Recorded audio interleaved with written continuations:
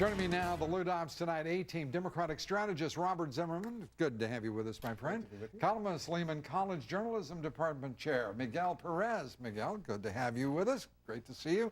And James Torrado, Wall Street Journal opinion editor. James, you have to be absolutely overwhelmed with just tremendous awe at the president's delivery, his speech last night on jobs. That's my guess.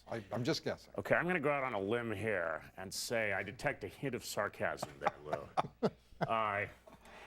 This speech seemed to me to be sort of a campaign speech. First of all, it doesn't really make sense as policy because he had this $800+ billion stimulus 2 years ago that didn't work. The arguments as to whether it didn't work, there are basically two. Either it was the wrong medicine or the dosage was insufficient. So it's hard to see how less of the same is going to be effective. It's as a political matter in terms of legislation, this is not going to get through the Republican House in anything like the form that he wants it. Remember, the stimulus in '09 passed with no Republican votes, and now they need Republican votes. So I think this was just a way of trying to repair relations with his base voters. Toward the end of the speech, he said something about collective bargaining. I'm not going to end collective bargaining. Why is, you mentioned he didn't talk better deficits. Collective bargaining is not a federal issue. He's talking about conflicts at the state level. And teachers, in all due respect, Miguel, are not the endangered occupation in this country right now. Employment has never been higher. Actually, construction workers and others could help us a little more at this time. But Lou, I was very happy with everything the president was proposing until the point where he got Now I'm equally shocked. No, I like the ideas that he's proposing, except that he got to the point where he said, and here's how we're going to pay for it. And then he didn't tell us. Well, that's why. And then he tied it all to a much larger stimulus reduction package that we all know after this summer is almost impossible to get through Congress. Well, if I can bring any comfort to the panel here, let's remember September 19th, the president's going to outline his proposal as to how to pay for this plan. He was very clear about that in his speech, and he's also put everything on the table, from entitlement reform to reforms in the tax code, addressing subsidy abuses, right down the line. So he's open for discussion. And by the way, so far it was encouraging to hear the Republicans say they're open for a discussion here. Yeah, Let's see if they follow through. Speaker Boehner, Eric Cantor sent the president a letter this afternoon, as reported by our White House senior correspondent at Fox News, Ed Henry. They're saying point blank, they want to do something here. And they want the president to be also prepared for their ideas and to do so in a collegial and bipartisan way in which they expect their thoughts to be embraced. Well, let's look at the debt ceiling deduction. I mean, very frankly, the president did much of their agenda during the first stimulus bill. A third of it was middle-class tax cuts done at the suggestion of the Republican leadership. So you're saying there's a precedent to embrace new ideas coming from the Republican leadership of the House? The only thing that hasn't been proven, the only precedent the Republicans have established is saying no to virtually any initiative, except when it involves trying to deal with our deficit and trying to deal with creating jobs by raising revenue. James, I'm sensing from Robert a certain partisan edge there. No, a certain factual analysis. What are your thoughts? Do you think we're going to see them work together? That is the White House and the Republican House leadership in particular. Well, I think we'll see them make an effort to work together.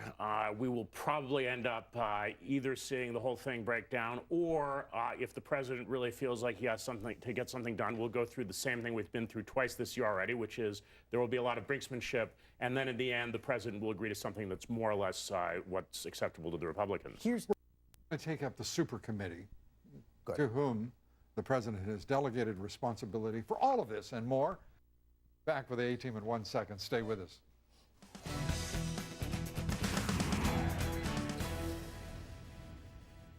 For years now, Monex, America's trusted name in precious metals, has been telling you about the many advantages of owning gold. But did you know there's another precious metal that many feel offers even more potential than gold? That's right, it's silver. And over the last few years, silver has more than doubled in price. Might that suggest a significant opportunity for you? This special report will show you why some well-known financial experts now say that silver is in a major bull market. To receive your free DVD, call Monex at 1-800-600-9991. Learn how you may be able to take advantage of the exceptional potential in silver, even with as little as 20% down. To receive your free DVD, call Monex at 1-800-600-9991. That's 1-800-600-9991. Monex, America's trusted name in precious metals for more than 40 years.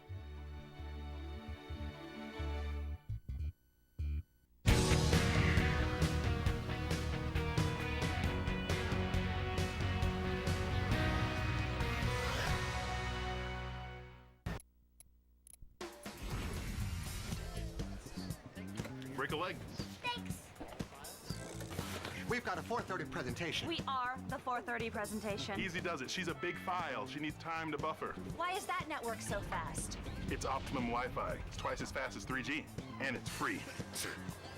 Where you going? I gotta go embarrass myself on Facebook. Optimum Wi-Fi, twice as fast as 3G and free for Optimum online customers. Turn on your Optimum Wi-Fi.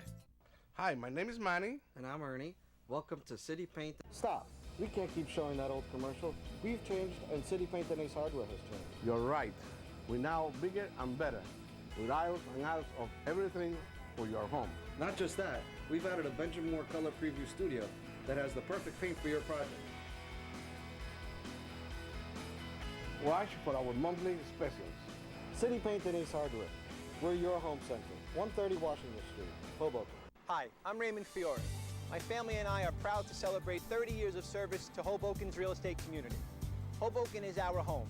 Let us help make it your home too. R. Fiore is the leader in Hoboken real estate, featuring luxury homes, high-end condos, and top-of-the-line investment properties. You'll get the personal attention and the expertise you need from our agents to find the ideal location you're looking for. And if you're selling, R. Fiore provides you with the highest exposure for your property. R. Fiore, the finest selection of residential and commercial properties in Hoboken and Hudson County. Let us help you find your way home. A romantic setting, gourmet food, breathtaking views. Experience a cornucopia cruise. Attention brides, let us be a part of your wedding day while you and your guests enjoy your special day aboard one of our luxury cruise ships. Beautifully appointed cruise ships, premier wedding facilities, fabulous food, impeccable service, breathtaking views. Let your dream wedding become a reality. Call us now for an appointment to tour our beautiful, majestic ships and talk to one of our wedding specialists. We're back with the A-Team, Miguel Perez. The president is creating it seems to me, a fourth and co-equal branch of government called a super committee. What is the deal, turning over the expense of this Jobs Act to a super committee? As I started saying earlier, I think that's where the mistake lies, because he should have explained to the American people exactly how he expects to cover this $450 billion. And not pass it on to the super committee and just say, okay, here they got $450 billion additional to worry about, and wash his hands, which is basically what he's doing. Let's be clear. The super committee, which I think is a bipartisan disgrace, was only established because the Republican Congress was prepared to sacrifice the full faith and credit of the United States and not raise the debt ceiling. But you've forgiven them for that, haven't you? Not even close. Here's the bigger point. The president's going to present a plan September 19th outlining how he's going to pay for this, and it's not going to be up to the Congress. It's going to be up to the American people whether they're going to demand action, because no unemployment crisis is not acceptable, and the Republicans are going to have to show some willingness to compromise, which is American tradition. Wow. For a president with a 41% monthly approval rating from the American people, according to Gallup, that's quite a haughty posture for the president to take. Well, I don't think it's a haughty posture. I think it's about governing. And very frankly, we can play the partisan angles all we want, but at the end of the day, the Republican leadership has got to show their willingness to work with the Democrats. We have every major economic leaders are now saying the president's plan is a job creator, and that should be respected. All right. Do you respect that, James? Well, I'll go along with Robert on one point, which is the super committee was a bipartisan creation. I think it's constitutionally suspect, although it's one of those non-justiciable political questions that will never be resolved. They can kind of do this because it's a political matter.